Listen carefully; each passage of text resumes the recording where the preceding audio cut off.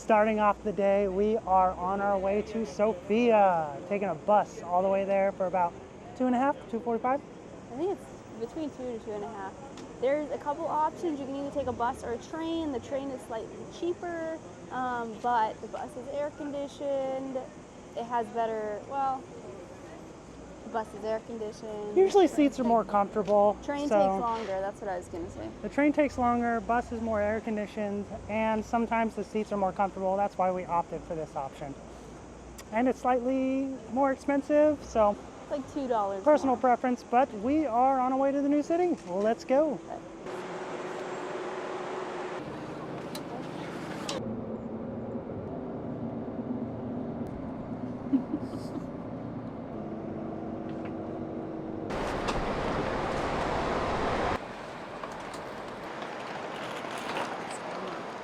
The train, I keep forgetting what we take. We're not on a train. The bus this time took pretty much exactly 2 hours. It was air conditioned, it was clean, it was comfortable. There is a fair amount of bus companies that use this or that do this service, but we used Carrot's bus, so highly recommended. We have to go find our Airbnb again. Let's go. But Erica mistakes trains for planes and buses for trains. Yeah, I'll get it right eventually.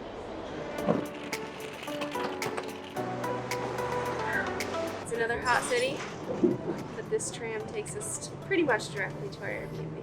We got the keys. Unfortunately, I think we're on the 5th floor. So, let's go.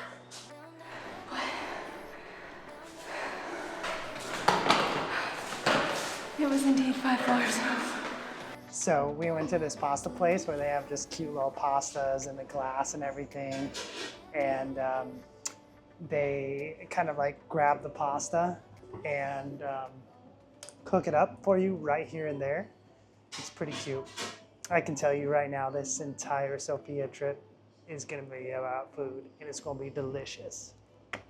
I got a basically cheese pasta. It's creamy, it's delicious. The pasta's cooked perfectly. It's on point. As always, with any sort of pasta, we have to get a cannoli. Look at that cream. The crema. Delicious. This place was super quick, delicious, easy, and we'll see how things go. We might be back. TBD.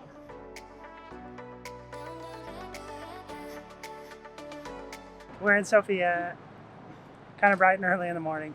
We actually have decided to mostly make this about the food. We're going to try as many different types of foods, not necessarily traditional here in Bulgaria, but other things as well, which brings us to the Ninja Bowl.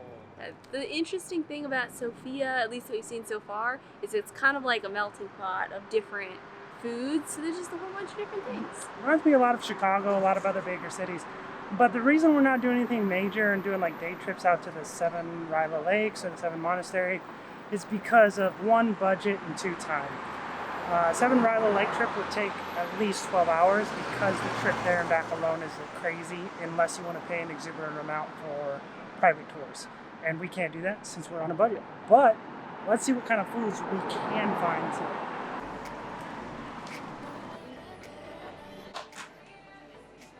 I went with the poke bowl because I love poke and I've not had poke since we left home. I got it with salmon. It has cucumbers, carrots, mango, some sriracha mayo. It's basically a typical poke bowl. I just love poke. So good. I basically got a peanut curry. Kind of plain, like in terms of exciting exploration things, but it's good. It's good. So far this first stop has been a success. We're going to do some traditional sweets afterwards, so. Off to the dessertery. All right, so we made it to the pastry place. It's called And Sign Bread. It's literally just the and sign and bread. And we're gonna try and find some of the traditional banitsa, if possible. Otherwise, we're gonna get some delicious pastries either way. No.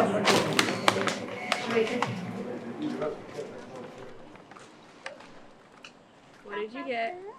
So it's a cute little quaint place. Really like a mom and pop shop for bakeries. They have the menu written on the walls, the tile walls with Sharpie and whatnot, but They didn't have any of the Benitza, so we went and got the Camella? I don't know. It's a French pastry with a caramelized, crusty exterior and a soft, spongy vanilla interior. And it's really good. I like this one. We're off to a walking tour.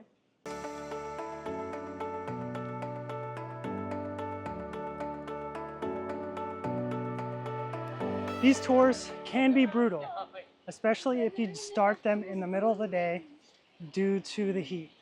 So it's recommended you start early in the morning or later in the evening for these walking tours. However, you do learn a lot of really cool things. For example, I did not know that Bulgaria was allied with Germany in the beginning due to a lack of military might. However, they also protected all of the Jewish individuals within their country by delaying the delivery of them to Poland. So they blew up the tracks continuously and fought back against Germany. And by the time Germany could do anything about it, they were already losing the war. That's a very cool information. They're very proud of that fact. These waters are supposed to be healing waters, good for your cardiovascular system. They're heated by the volcanic activity. They're also about 39 degrees, so I don't know if I'm going to be having any. 39 Celsius. Oh, God. Nope. Nope. Yeah, it's sulfur-free.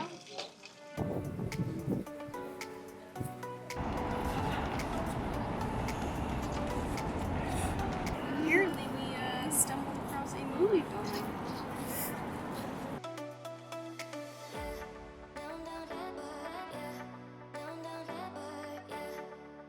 It's very unsuspecting. And then have all the focus.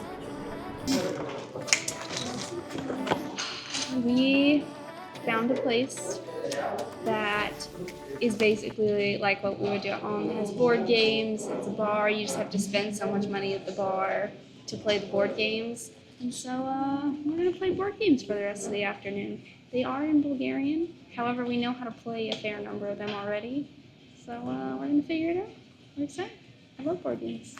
All right, so we just finished up at the board game place, and it was really nice to get a little taste of home, even though we've only been gone for like a month. However, we're going to go to our next eatery place, which I think Erica has it mapped out for us. We're going to be following her. I'm going to try and pronounce this, but we are at Hadjidraganov Cellars. It is a restaurant with obviously built inside the cellars of some alcoholic industry. It's very traditional Bulgarian food. So it's in a basement. It feels like the cellar. I'm excited because it's very traditional Bulgarian food. Unfortunately, it's putting an end on our Sofia trip and Bulgarian trip altogether. But we're gonna go out with a bang. Let's go eat. Blizzard.